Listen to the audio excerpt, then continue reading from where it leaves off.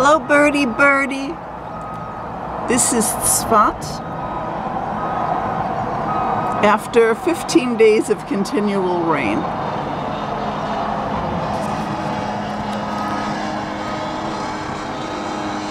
If you don't yet appreciate the difference between the world lines up around those who learn Torah correctly and those who don't, take a look at the photos of SoCal after what, 3-4 days of rain? SoCal, how do you pronounce it? I'm sorry, I'm out of the loop, thank God.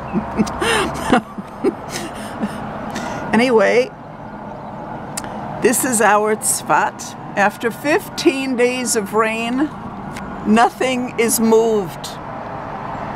Things are hardly changed. Everything is absolutely perfect. The water has flowed to the Sea of Galilee, Continual, the way it should, which has gone up by, I don't know, 1¼ meters or something, and which is a huge, huge amount of water.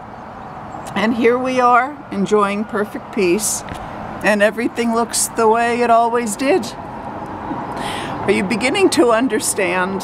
Are you beginning to understand? Like, is it starting to seep in? Are you allowing yourself to get it?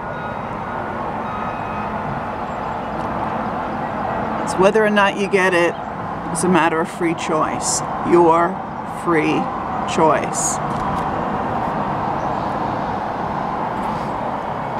Okay, 2 minutes of this.